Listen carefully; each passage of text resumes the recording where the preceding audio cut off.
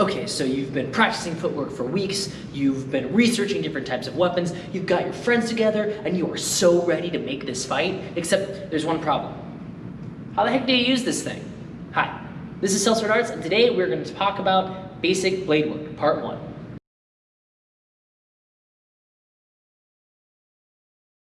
Today we're going to be talking about the sword itself and the parry system. For that, we're going to be using two different swords. This is a long sword. It belongs to the broadsword class of weapons, and this is a falchion, which belongs to the single sword class of weapons in stage combat defined by the SAFD. The reason I'm using this and not a traditional single sword is because it is wider, so you can see it a little bit better on camera, and because it's very clear which edge is the true edge of the weapon, which is a term we're going to talk about here in just a second. So let's talk about the sword itself. This is a sword, it's a long sword, and it has different parts to it.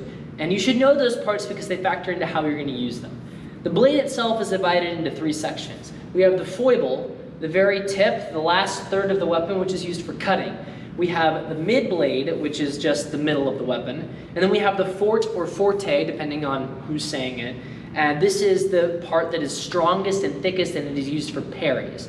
There's the cross guard here, which protects the hand, the grip, which is where you put your hands, and then the pummel, which helps weight the sword and make it balanced, and also is the end of the sword and keeps the blade attached. Another part of the sword we have to talk about is the true edge of the sword. When we hold a sword, we generally, and there are style alterations for different things, we generally keep our knuckles facing out towards the blade. In the case of this, a double-edged weapon, I will pick an edge. It doesn't matter what edge, but now the edge that my knuckles face is the true edge of the weapon. The true edge of the weapon is where I have the most mechanical advantage. So, if I hold the sword like this, the true edge is the part facing away from me where my knuckles line up, and it is where I have the most power.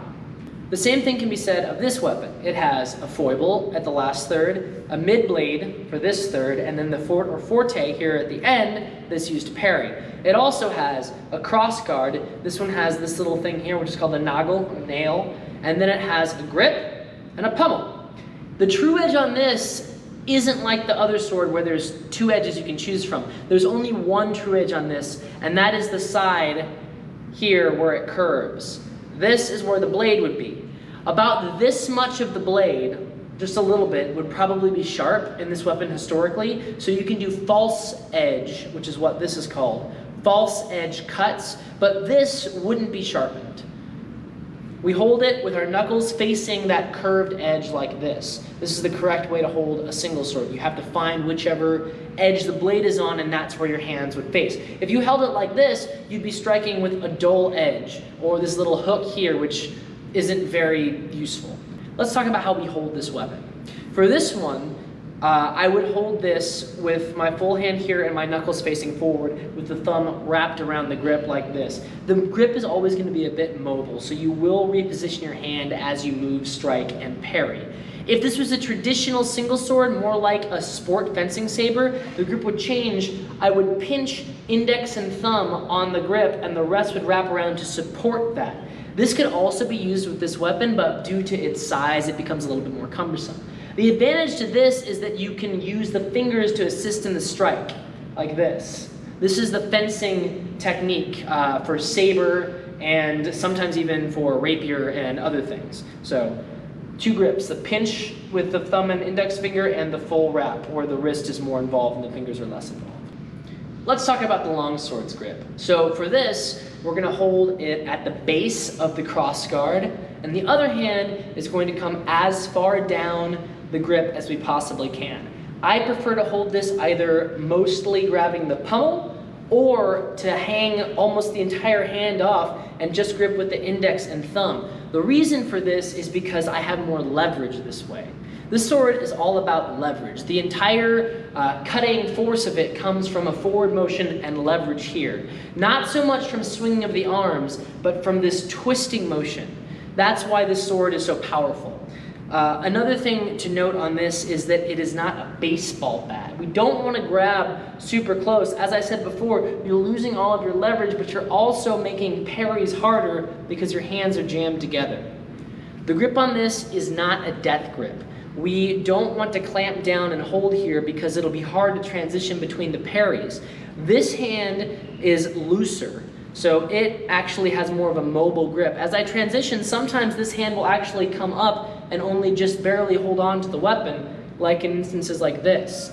This hand also can switch positions, especially if we're doing things from German longsword. We'll actually switch and we'll put our thumb up here so we can deliver cuts here. So this is a very, very mobile grip. It's not something you want to clamp down and hold on to. You want to have a firm but movable grip with a longsword. Let's talk about the parry system. So the parry system that I use, and the one that the SAFD uses, is based off of fencing. If you've ever seen any Olympic fencing, you'll probably recognize some of the numbers and terminology we're going to use. I'm going to show you first with this, the falchion, which we're using as a single sword, because it's a lot easier to understand these one-handed before we move to two-handed. Before we start, I wanted to explain the difference between supination and pronation. So this is a term we use all the time in personal training or in talking about the body. To supinate, to turn up, to pronate, to turn down. What we're talking about with the sword is the position of the hand. So right now my hand is pronated. The back of my hand is facing up, the palm of my hand is facing down. Now I am supinated. The top of my hand is facing up and the back of my hand is facing down. I have a terrible joke that I use to explain to my students this one. I can hold a cup of soup like this, supination, and then I pour it out, pronation, pronation. Yeah, you came here for these jokes. So with all that out of the way, let's talk about the parry system. We're gonna get into our on guard, and I'm gonna be right-handed, right-footed for this. So parry number 1 is down and across the body. My palm is facing forward, and my blade is guarding my non-dominant leg. I'm then going to come across my body to 2, where I guard my dominant leg. My hand is pronated because my palm is facing down and the back of my hand is facing up. I'm going to roll in and back out up to 3. This is just a hinging motion from here to here. My guard is nice and low. I don't want to lift this. I want to keep it down at about hip level, and I'm going to guard my dominant side. This is also our unguard position. So when we say unguard with a single-handed weapon, we're going to come to this position in 3. From 3, I'm going to go across the body. My hand is now supinated because my palm is facing up. I'm guarding my non-dominant side. This is parry of 4. Next, I'm going to go to 5, which is above my head. There's a slight angle here. I'm in front of my head, and I am forward. This is parry of 5. We're going to go to 5A, which is just the other side. I'm going to look through my arm forward and have my parry on the other side. So the difference there is 5, 5A, sometimes called saber 6. 5, 5A. And then I'm going to come down to 7. 7 is right here. It's the same as 1, but now we're supinating the hand. So let's go through this one more time. Ready? 1, 2, 3, 4, 5, 5A, 7. Some of you are probably saying, wait a minute, where's 6? And 6 is something that we're not gonna do with this sword because it involves twisting the wrist like this, and it's really reserved for small sword and possibly rapier, which are more advanced weapons that we're just not going to get into today. They're not things you're going to encounter immediately, and I will make a video about them later when I do a small sword one. So for now, we're going to do 1, 2, 3, 4, 5, 5A, and 7. A couple things to note about blade position. You want your blade angled slightly in, and you also want it angled slightly forward. You don't want it to be flat, and you don't want it to be pointed out. We want to create this triangle. So if I'm pointing in here and in here together, boop, boop, boop, they make a triangle. Triangles are very strong, so we should make triangles. So the same thing up here. I want it slightly angled in, and I want it forward for my body, not straight up and down, and not angled out, like this. Another thing to notice is that in this parry, my entire side is guarded.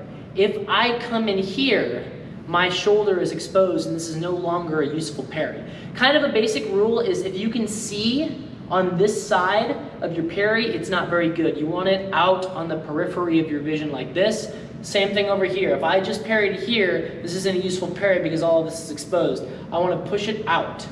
I also don't want to bring it too far back because this causes my opponent to have to reach a lot further. If we were actually fighting, I'd be putting myself at risk for getting clipped in front of my parry. In stage combat, I'm putting myself at risk because the same thing, but my partner's not trying to get me. So forward and slightly in outside the body. Another thing to remember when we're doing these parries is that we always parry with the true edge of the weapon. There's some historical controversy about whether people used to parry with the edge or the flat. I'm on the side of parrying with the edge, but we're not here to contest that today. In most stage combat circles, you will be parrying with the edge. So what I mean by that is if I'm doing parry of 3, I don't have my blade flat. I angle the edge out so my knuckles face the incoming attack. This allows for more mechanical advantage. You are much stronger in this direction than you are in this direction or in this direction. It's just the way the hand's built. So knuckles out to catch each of these parries. So for 3 it would be here, for 4 it would be here. Let's talk about the longsword. Two-handed weapons are basically the same, except we're just adding another hand. So my parry system's the same. It's 1, 2, 3, 4, 5, 5A, and 7, but now I'm adding my second hand. And again, it's gonna be loose like this.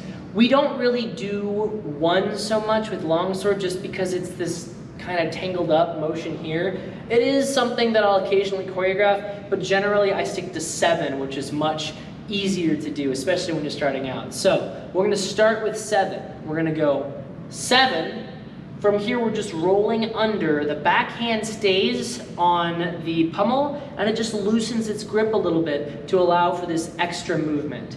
From here, we're rolling up and into 3. Again, this hand is loose. It's not pulling out, it's just hanging out there.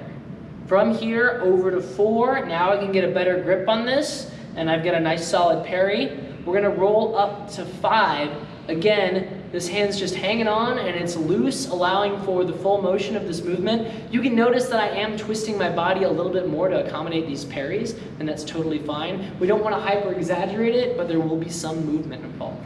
From here, we come around to 5A and then down to 7.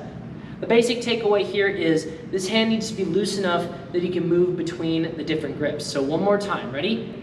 7, 2, 3, 4, 5, 5A, 7 again. And that's the parry system. So I encourage you to go and practice this on your own. Get really used to these. Once they're in your head and just kind of part of your muscle memory, they'll be a lot easier to implement. Try practicing, if you don't have access to one of these, with something like a dowel rod, or even better, a yardstick, because that's going to show you which side is the true edge. And we have to really remember where we're putting that.